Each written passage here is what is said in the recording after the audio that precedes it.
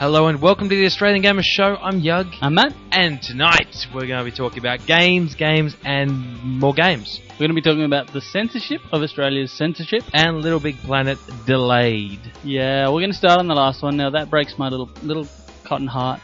Your little cotton heart. You don't have a heart. I would have a little cotton heart if I had Little Big Planet, though. Yay! See where I was going? So, this is now, slightly older news, we missed a podcast last week, and my apologies for that. I actually was asleep. I was absolutely exhausted that night. Asleep from doing too much Australian Gamer stuff, you know. Yeah, I can't remember why. I know, just work it in there, you know. I was powering through the Australian game or whatever I was doing. Yeah. And I was doing something that was important. I had a good reason to be really tired. In any case, I was really tired and I fell asleep. Yep.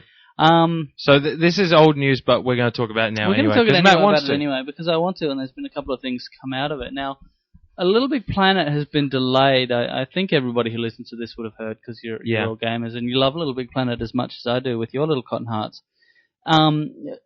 It got delayed. It was due for a release on the 23rd of October. So it would have been out by now. We would all have been would have long been out. Playing Little Big Planet right now if it wasn't for the Quran. Now, there was a song in Little Big Planet that part of the backing vocals for it was some Islamic chanting some Arabic chanting that was of passages from the Quran, and as a result of finding that out, Sony wisely decided to pull the game. Religion ruins it for everyone yet again. Now, I normally, if it was normally in a religion-based discussion, I'm quite quick to go, religion sucks, you're all stupid, and I hate you. But because it's Islam, well done you guys rule. Yeah. I respect. You're great. We're just not going to give you our house address. Now, seriously, one of the things that I find the weirdest about this is, for a start, it wasn't Islam. That was a question. Now, this is one of the first things that came up is, people, bloody Islam, wrecking it for everyone. They have no sense of humour, no sense of fun, rah, rah, rah. Now, but admittedly, they don't. Well, they are wonderful people. Now, one of the things that I found most interesting was looking at why exactly it was banned. It was, delayed. Yeah. Which was, I'm just used to saying why something was banned because of habit. It's the first thing that comes to mind, yeah. Yeah, a game isn't out because it got banned. The reason it was delayed was not because of some Islamic group making a complaint, but one guy on a forum. Which I think is great because it shows that, one pissed off person on a forum can make a difference. As long as he invokes Islam. Yeah. So, keep that in mind, kids. If you ever want your voice to be heard, just if you ever want to scare the big companies. Two further things about that bother me. One is that a number of Islamic clerics were asked their opinion on this, and one of them was quite pleasantly quoted as saying, "Actually, I really like that song." Right. It's the guy who wrote it the guy who wrote and performed it is an Indonesian Muslim himself. Sure. Very devout Muslim. There is nothing specifically in the Quran or in the later teachings to prohibit what was done for that particular song. Correct me if I'm wrong though, but weren't the lyrics when translated of the particular segment of that song that was put into the game, weren't they just generally offensive in general? No. I mean, there's nothing in the Quran at all is offensive in any way. But taken out of context, didn't the text?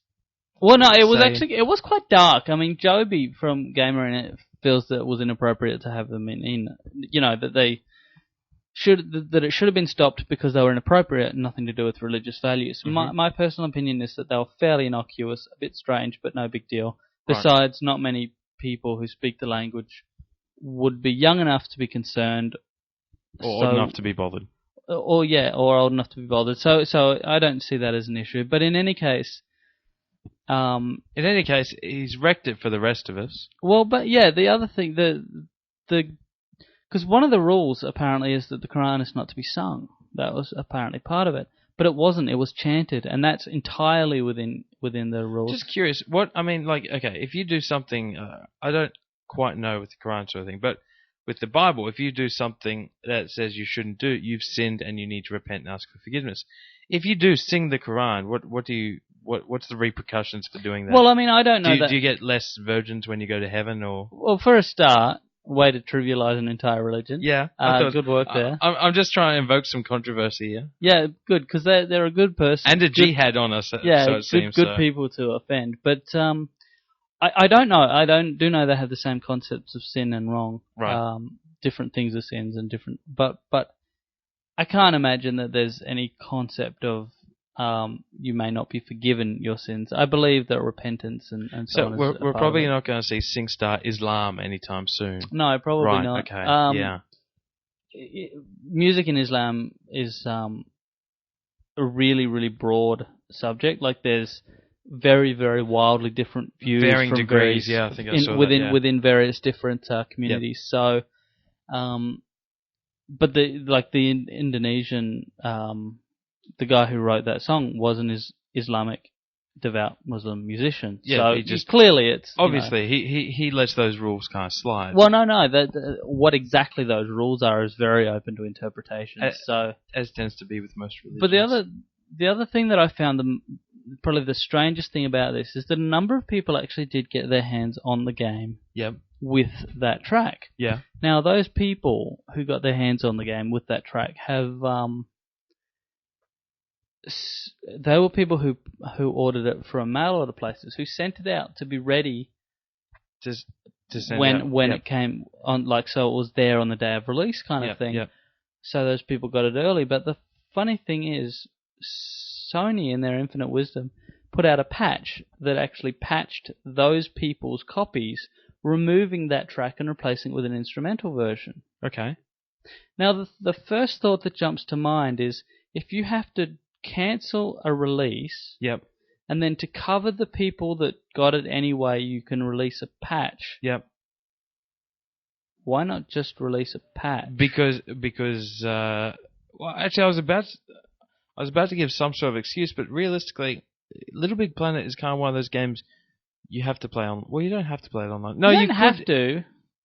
I don't know. I'd imagine. I know what you're saying. If I was Sony, I'd rather do it that way. Release a patch, the person who complained, the only person who complained, sure, yep, said, you guys should release a patch and take these lyrics out.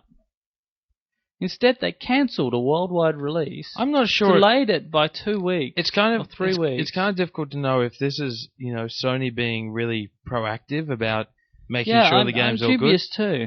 Or if there's some alternative reason. I can't think of anything I just can't help thinking, okay, fair enough they're being sensitive, but how sensitive do you be? Like, at what point is it just pandering to one moron on a forum? The other question, are we sure that it was just that one person? Yeah? There were a couple of people who later said, yeah. But his actual... I just kind of have to wonder, are you sure that is that what Sony said? Because there may have been more people that may have influenced this particular decision. It was a forum that was placed on the European Sony thread that was placed on the European Sony forum. That was what started initially. Okay. Now I don't know whether maybe they also got a jihad or something, but that's what I mean. There may have been someone that actually threatened. Maybe, but as far as I know, it was just this one complaint. And it just seems that one complaint about a game, I mean, could you imagine if every developer took the words of every complaint on every forum? Even we wouldn't get anything done. But the difference is, that it's... I don't know if I want to say this. But I mean, if you Oh, no. I can't say that. If you don't want to piss off the Islamist extremists, otherwise they'll come blow you up. Well, I just don't think the Islamist extremist is a huge market in terms of gaming. We don't know. I don't know if there's really been any polls or statistics to actually show if they... Maybe we should put a poll on our site, like a thread on the forums. Are you an Islamic extremist? Yes or no? Yes, no. Why do I have a feeling... Sometimes. Why do I have a feeling that on our forum a lot of the answers we would have a 50-50 at worst. And I don't know that I'd believe all those people. How do you think that? I always kind of wondered how do you think they go? I mean, the day before you knew you had to do like a suicide run or something like that. What do? You just, if you're a gamer, do you reckon you'd play that one game that you never played sort of thing? It's like, yeah, I'm gonna finish this game, but then you don't get to finish it. You wake up the next morning and it's like, I'm never gonna finish that game ever. Yeah, that would be frustrating. I think so. That'd be my main concern as a suicide bomber. I don't get to finish World of Warcraft. Oh no, I'm going to miss tonight's raid. Matt, you never finish World of Warcraft. No one finishes World of Warcraft. Yeah. Let's get off this topic. I think that's all that can be said. We've I think pumped it as much as we can. I think Matt's just frustrated because he wants the game now, and they cancelled the beta sort of thing, and he can't play it. Yeah, that was annoying.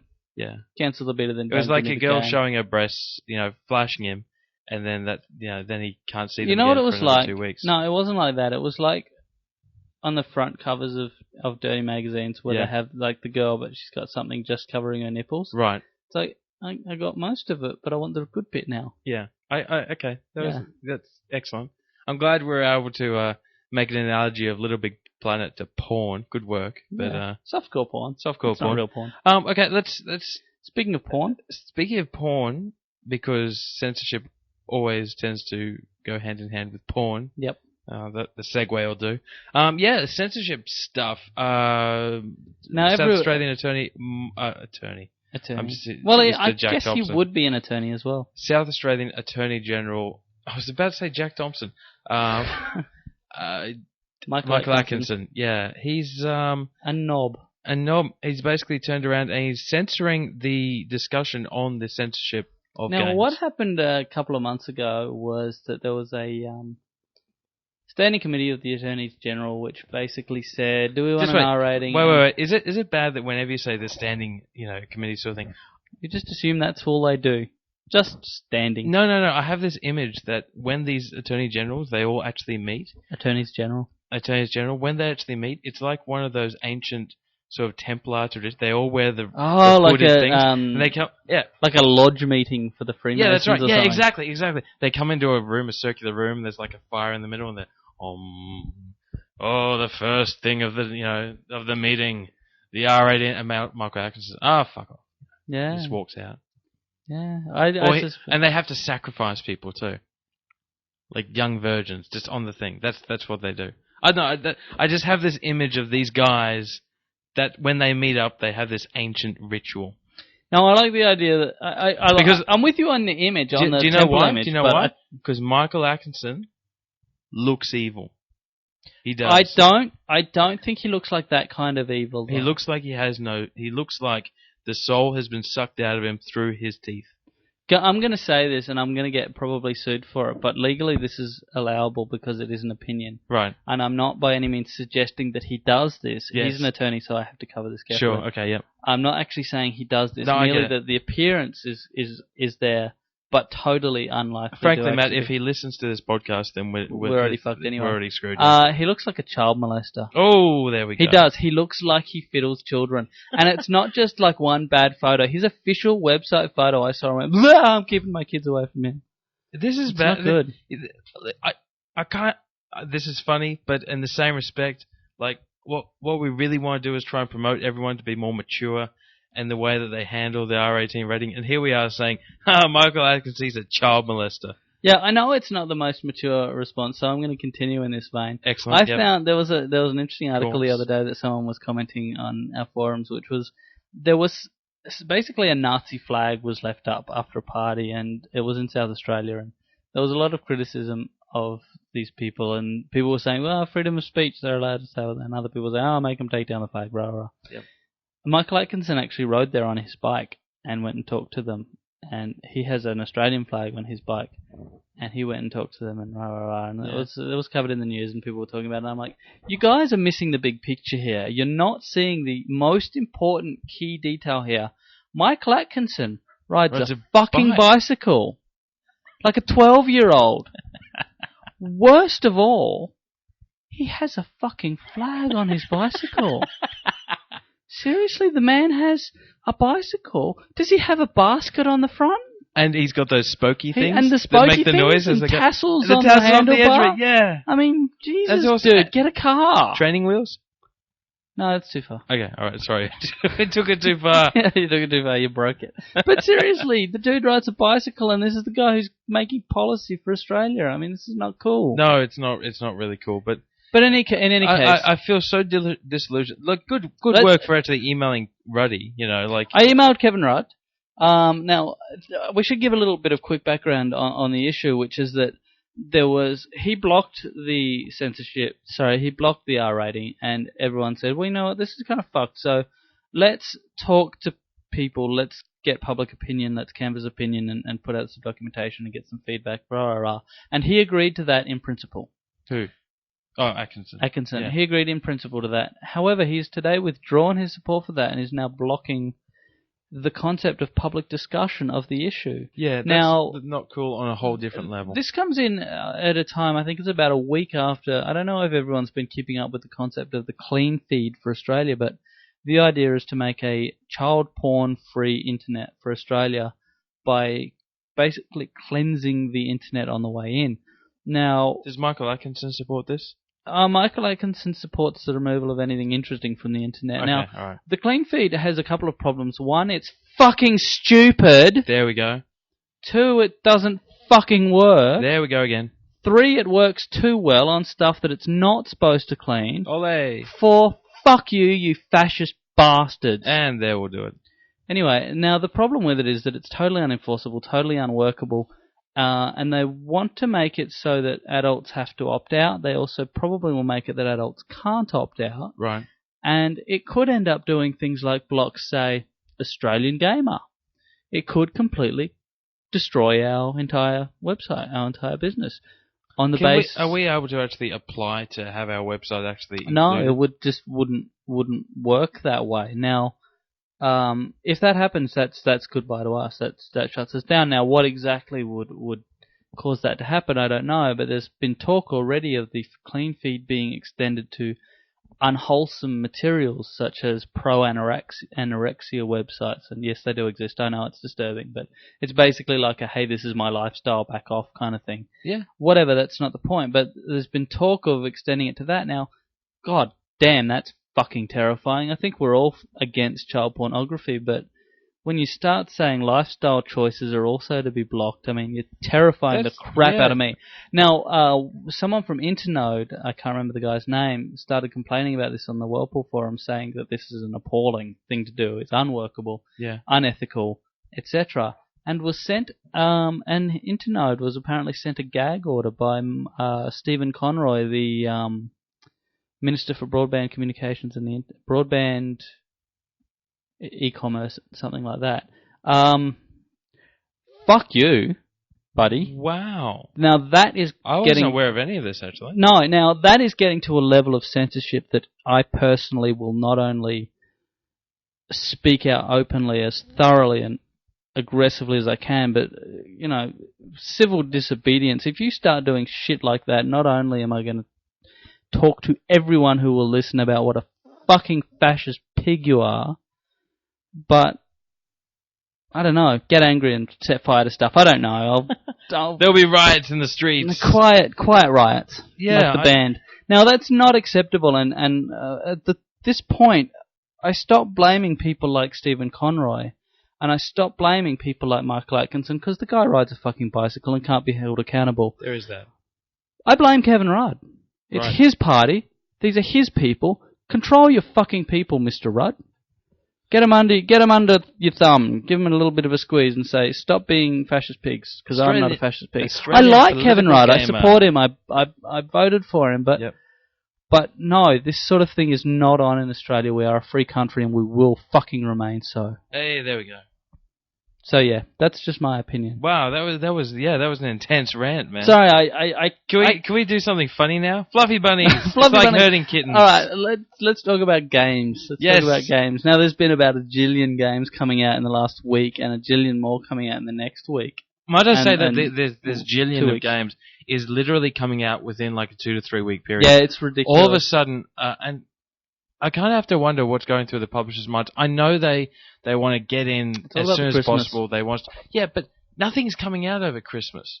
We have Prince of Persia and Sonic Unleashed. Yeah, I find it really strange. Like, I get that people buy stuff before Christmas. I do get that. Yeah.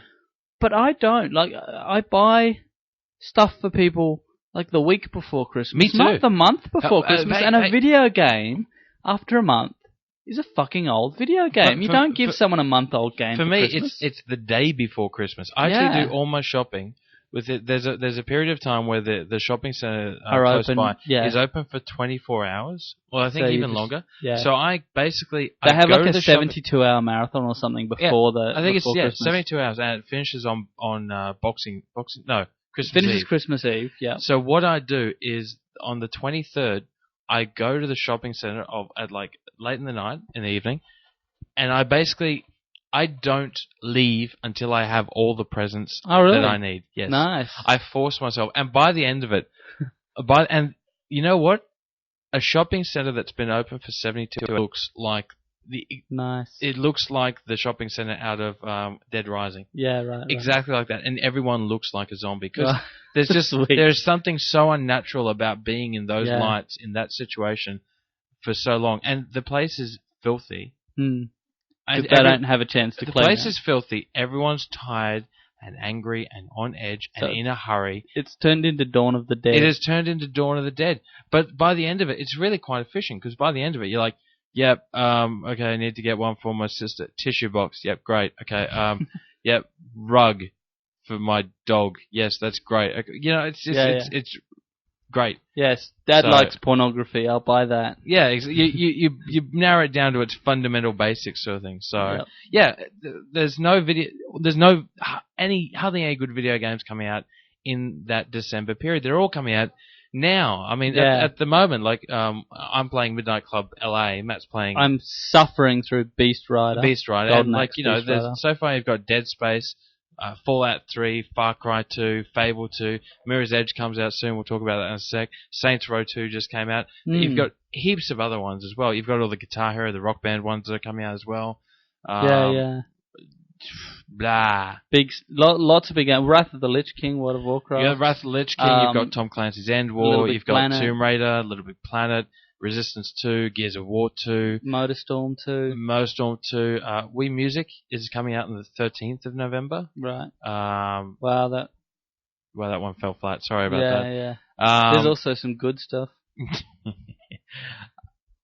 Yeah. No, actually, Wii Music is fair enough, because it gives people something to do with the Wii Fit and with the Wii. I am interested in actually seeing it personally, but look. Anyway, the point I'm trying to make is there are so many games coming out at the moment. Now, someone in our forums, can't remember who started, they actually said, what we should do is we should actually talk about games more in our podcast. We should play games live and review games. We'll talk about games.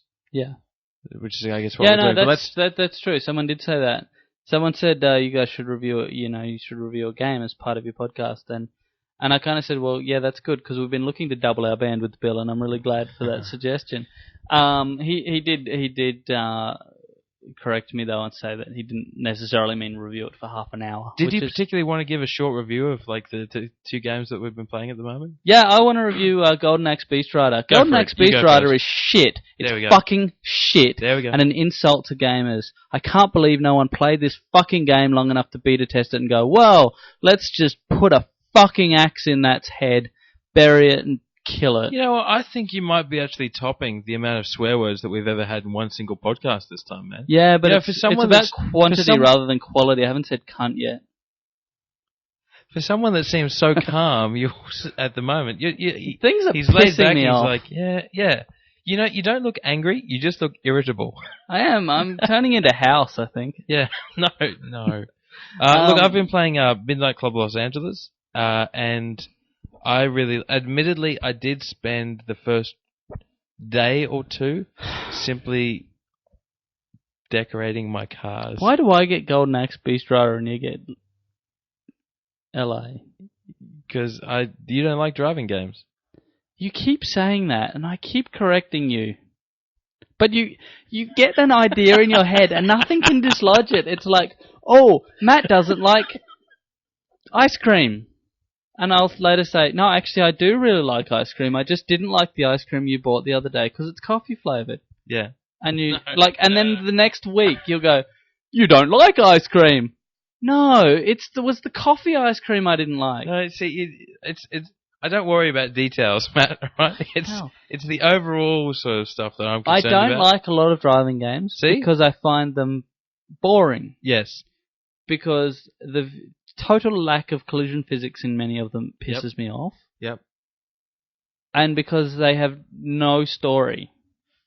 Now, there are games that avoid those things by being fun. Yep. Race Driver Grid was really good. I didn't play as much of it as I would have liked, but I really did enjoy the game. Yep. Burnout, especially Burnout Takedown, is one of my favorite games ever. Well, look, just to get back to Midnight Club LA then, I think this would be one of the best games you'd ever played in your life if you lived in LA. Right. As I think there's an added bonus for if you know LA really well. Right. And you can go, wow, that's the place where I threw up in the gutter after coming out of that park. Yeah, exactly. I've actually got a top-down aerial map of LA that I haven't done it yet, but I'll do it for my review. I'm going to superimpose it over the top of the map from this game and just see how accurate it is, because that's one of the things that I really try to push when this game came out. But it does capture it really well. You can also do the, what is it, street level view? Yeah, it zooms out sort of thing. You can see that. No, in Google Maps. Actually, Maps that's a good point. Yeah, I should try and do that. Yeah. That might be worth doing as well. But it's fun because it's so fucking difficult. Really? I want to talk about this just quickly. I'm constantly amazed by this. For some reason, this game is really, really hard. I usually win races by the skin of my teeth. At any given time, even when I streak ahead, I know the other cars I'm racing against, they do catch up. They're always on your heels, and you always feel like you're dodging through traffic. You are only just millimeters in front, which is a great feeling. It's really good. It's very satisfying. But when you do fuck up, when you do actually crash, I don't stop and restart, which is what I'll always pretty much do in other games. It's like, oh god, okay, no way I'm going to do this. No.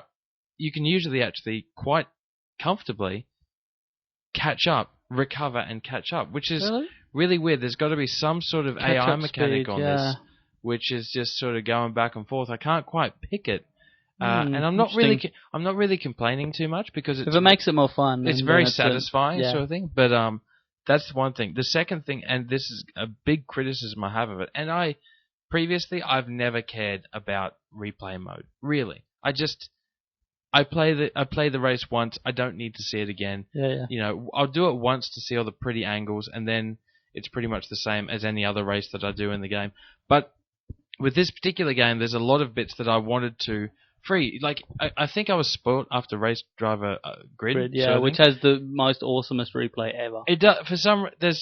It looks really cool. Everything. Car hits wall, car goes back. Car hits wall, car goes back. And everything. It does a really good effect where everything's kind of blurry. Like you freeze it, and it looks like it's that frozen in motion. It's that very, very Matrixy sort of feel to it, sort of thing.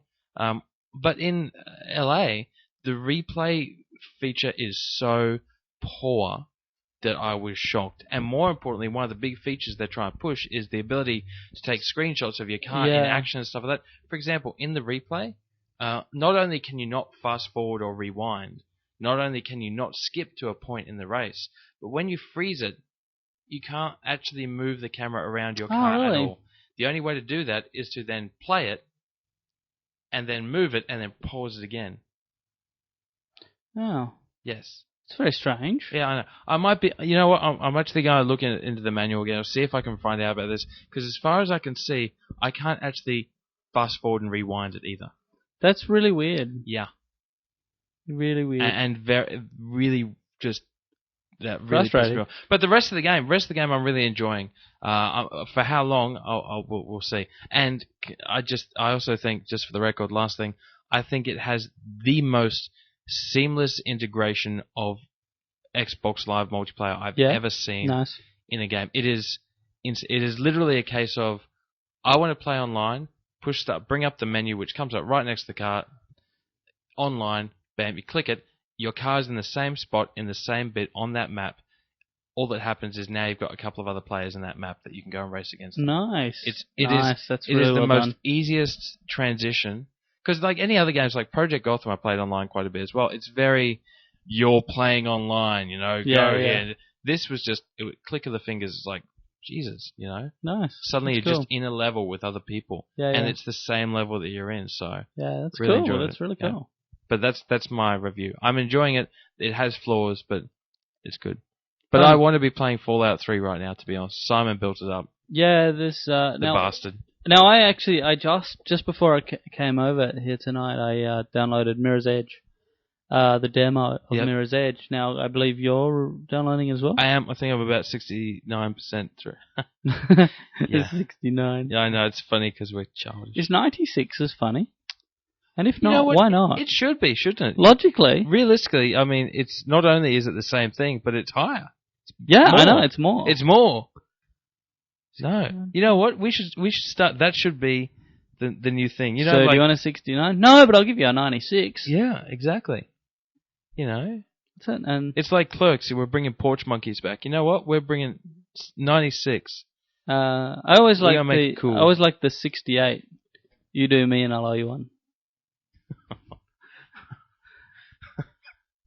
Where we're going with that? Yeah, Mirror's Edge. Downloaded the demo, played through it. So good it makes my balls hurt. Right, that's pretty good. Yeah.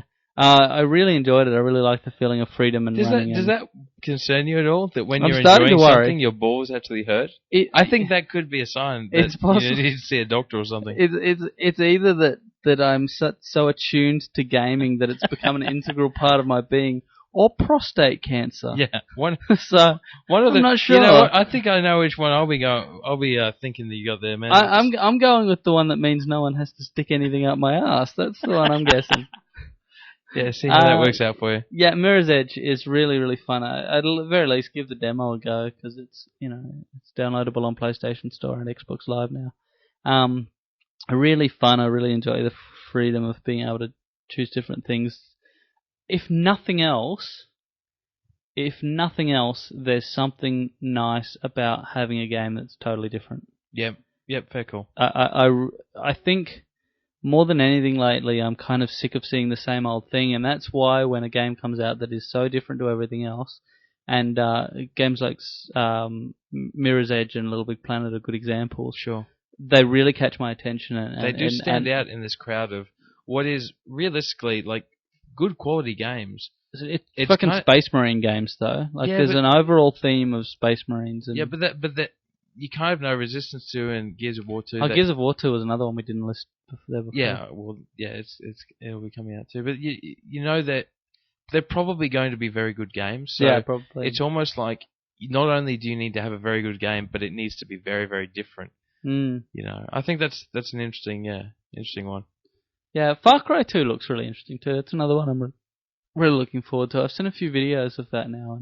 And Don't you have that? I saw that on your table. Oh yeah, I do too. Yeah. It's not me who has it. Oh, it's Yahtzee. Yeah, Yahtzee. Okay, right, yeah. But yeah, I should give that a go. It sucks though because there's at the moment Yahtzee and I live together and we're both playing a lot of games, so we both have so many games to play, and it's quite daunting. It's hard to get the time. We're kind of going to have to do a lot. Here's a question I want to just throw it out to you guys that are listening. What games are you actually? We've got the next month. We've got November, right? Yeah. What games are you prioritizing in November? Because you've got a huge choice, and I'm not just talking about the games that are out right now. I'm talking about the ones that are coming out mid-November and the first week and stuff like that. What games are you top 3? What 3 games? No, I would say I wouldn't say top 3. I would say which games are you going to buy and play? Okay, let's do that. Which games are you going to buy and play? Because I mean, we get quite a lot of review titles. We get Yahtzee buys a few games and blah blah blah. So I can probably get access to most games without actually having to pay my hard-earned shiny money. And Little Big Planet is one I'm definitely buying. Yep. Bought Lego Batman recently as well. Yep. I'm actually going to go out and buy Fallout 3 on the PC. I'm very tempted to do so as well, actually. Yeah. But I think I'd have to buy it on the PlayStation 3, and I wonder if I'll get the same experience. Don't know. If it's livey and stuff. I think we're running out of time here, but let's just end this on one last little note, which is we have revitalized the Australian Gamer World of Warcraft Guild. Yeah, now we tried this a while ago. We started a new guild as a Horde guild on Thuristan, an Australian Oceanic server, but it just didn't work because too many people were playing there as their alt, and including myself, and I just found that I couldn't be bothered playing an alt a lot of the time, and neither could a lot of other people. I mean, I wasn't playing as an alt, but I just found that I don't really like World of Warcraft. So what we've done is we started up a new guild on a new server. It's called Emerald Dream, and it's a role-playing server. which is kind of hilarious. But no one actually role plays. I am. I'm role playing. Whatever. It's the same old trade chat with people going, "You are noob. Learn to be not noob." So it's it's the usual BS, and that's cool. It wouldn't be trade chat without. But yeah, look, if you're a World of Warcraft player, especially with the Lich King coming up, have a look at see if you want to join the Australian Gamer Army. Yeah, it's called Australian Gamer Army. You'll see my character's on there. I'm Guildmaster of the Guild. Now, in order to stop my character's on there too. Beardy McYug. Beardy McYug. Now the dwarf with the biggest beard in what's the name of the world? Azeroth. The biggest beard in Azeroth. And he sounds like a pirate. Beardy McYug. Arr. Okay. Yeah, I actually I get it. I've actually transferred my main over there, so that is my guild. That is my home now, and quite a few other people have transferred their mains over as well. Yeah, this guild a bunch of people have started new characters. So if you guys want to join, if you're looking for somewhere to play World of Warcraft where you can actually play and have fun and talk to people and be silly and level and play Wrath with the Lich King and all that kind of stuff. That's what we want. We want to play World of Warcraft and have it fun. No bullshit raid nights where you've got to sign up or put it this way. I mean, the guild already has, because some of the guys have transferred, already has a couple of level 70.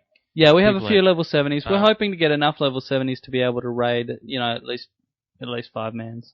But I guess the other side of it is, if you haven't played World of Warcraft, if you're not really, a hardcore player, come join me. I'm level 5, and I'm going to just bounce through it casually. We've had a few people who've joined as rolled new characters who've either never played before or haven't played much, and so we'll just all play and we'll just have fun. And what I'd like to think is, I'd like to think of a lot of people maybe transferring from servers where they don't know anyone or just aren't enjoying it more, and just all leveling together through Wrath of the Lich King. And the best bit is, if you're starting from scratch, it's good because Matt has lots of money and he'll give it to you. Actually, that's not true. I've got like 30 gold. No, 15. What fucking good are you then? None at all. I've got to go do some of the daily quests to build up some money to buy mats for all you loser noobs. Damn straight. All right, we're going to sign off. We are indeed. I do apologise for skipping last week, but tough. We're back this week, and we'll be back next week and the week after. And until we get, we're doing a live podcast at E-Games, by the way. Right. Did I tell you that? Yeah. No, okay. You did.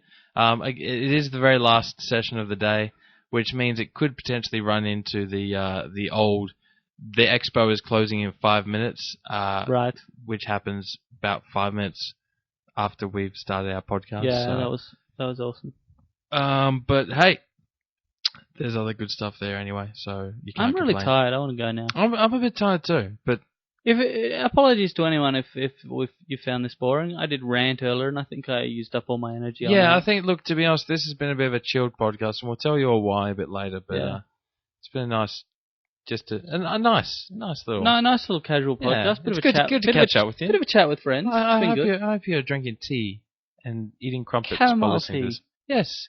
Chamomile tea and a scone. Yeah, scone. I know, I'm just saying that because I like to be pompous. It works.